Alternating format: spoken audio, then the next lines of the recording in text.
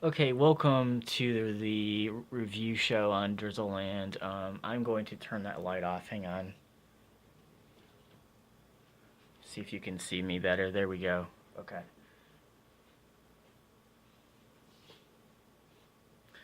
So here is part one of the mega movie review.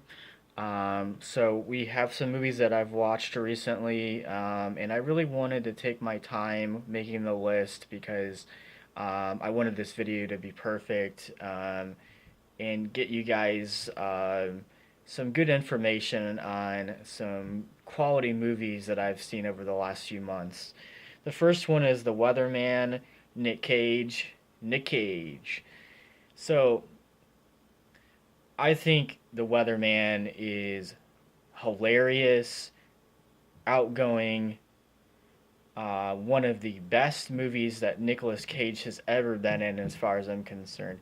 He plays a struggling weatherman who is trying to basically deal with his ex-wife, who is seeing another man, and then trying to have couples therapy apparently to be a co-parent with her with the children.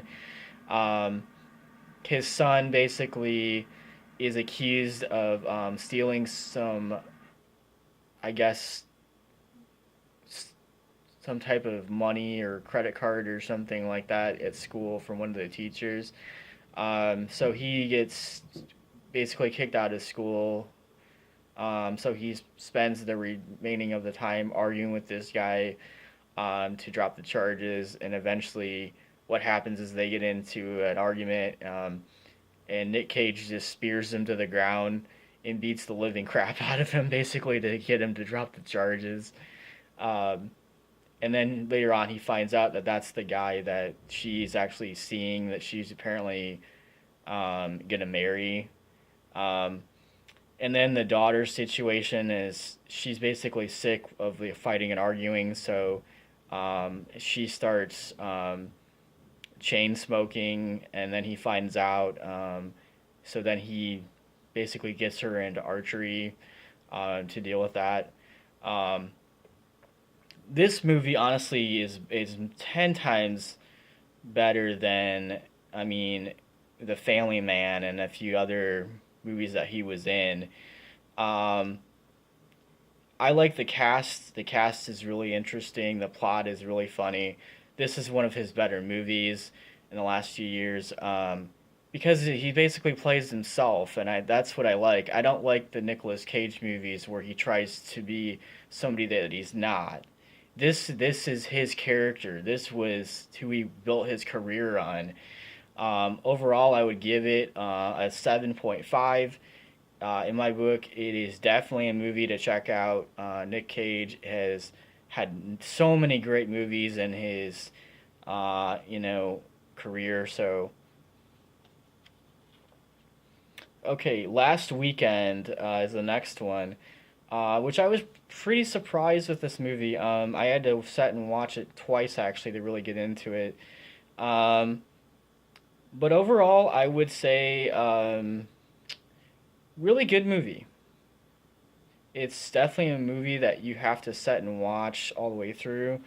But overall, 7.5. Yeah, I would say it's that good. The next one is Saved with Mandy Moore. And I really enjoyed this movie because it's basically struggling with your faith, and the twists and turns that happen at like a religious school, and all the different things that can happen to teenagers. This movie was made in 2004. This is one of her best movies in my opinion because it's funny, it's outgoing, it's there's just so much raunchy humor in it. I was actually surprised that she was actually in a movie like this. I would give this movie an 8.5, honestly. I think Mandy Moore is a great actress. So we're going to move on to the next list. Just hang on 1 second here. This list is very, very long, so I'm just going to keep reading down here. The first one is Ghost in the Shell, the live action movie, which I recently watched. I am a fan of the anime. Um, boy. I just want to say this right now. I was kind of disappointed in this movie. Yeah. Because I grew up with the anime, and I think the anime was spectacular and amazing, and this was not at all. uh, yeah. Slow beginning to the movie. Not very interesting, kind of boring until the middle end of the movie. Then it gets kind of more interesting. Overall, 5. Yeah, it's not. It's probably as bad as the Dragon Ball Z live action movie. It's really, yeah, boring. Um, the next one is Push, which I had a friend who's recommended this movie to me, and boy, this is a really good movie. I was really surprised. I liked the plot. The characters were great. The action scenes were really interesting. Overall, I would give it a 6. I think it was that good. Next one is Skybound. Skybound was another movie that I wasn't real too thrilled about watching, but when I started watching it all the way through, I was like, well, this is not bad actually. Um, the plot was interesting, great characters. Overall, probably a 7. Yeah. The next one is Collide. Collide was another great movie that I was not expecting to be very good at all. I was reading stuff online, and then I sat and watched it, and I was like, this isn't too bad at all. Overall, I would give it a 5. Um, Star Trek Beyond. This is by far one of the best Star Trek movies I've seen in years. Um, the plot was interesting because it kind of led into, um, you know, the original cast in the TV show and kind of like a story about them instead of like more modern stuff. Um, I really enjoyed that movie, and trust me, I'm a person that's not really into like Star Trek that much at all, but I really enjoyed this movie. I would give it a 9. I think it's that good. Um, the next one is Taken 2.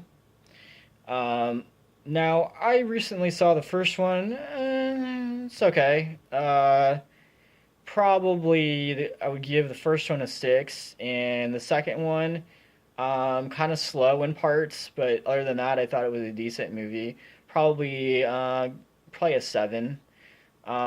Baby Driver, which I thought was a great movie. Um, in fact, I think it's one of the best movies made in several years. I love the car tricks, the special effects, the storyline. Boy, that movie is just really good. Man, 9. Really great movie. Okay, the next one is Season of the Witch. Another Nicolas Cage movie. Nick Cage. So, what I want to talk about with this movie is so this again is one of those movies that Nicolas Cage is in that I thought was really, really good. Um, the action scenes are really awesome. I don't know. Overall, 8. Awesome movie. Definitely, definitely worth watching. After that, it is King Arthur and the Knights of the Round. So this was a movie that, um, boy, this had a lot of good stuff in it. Honestly, a lot of interesting stuff. You get the whole background of King Arthur and the Knights Round Stable. You get the background story of, you know, how the children became who they ended up becoming in the middle of the movie, like their background, who they were related to, I guess, originally. Um, Great CGI, great fighting scenes, pretty decent plot. Um, I don't know. I didn't recognize anybody in this movie though. They're all like more modern actors and actresses, so I don't know anybody who's even in the movie. Overall, I would say probably a 5. Okay, then after that, Goosebumps to Haunted Halloween. Boy, uh, yeah. Okay. I wasn't really too fond of the first movie. I mean, I don't know. But again, I don't want to give it like a horrible review. We're just gonna say the middle of the rating system, probably a 4. Um, it's not something I really want to watch again. I mean, same thing with the first movie. I mean, I grew up with the TV show and the books and the cartoon series too. So, yeah, I'm gonna stick with that. I didn't really care for the second movie. I thought it was kind of boring. Um, okay, Dudes and Dragons. So that's the next one. Um, I thought this movie was really, really funny. Luke Perry, Kevin Smith.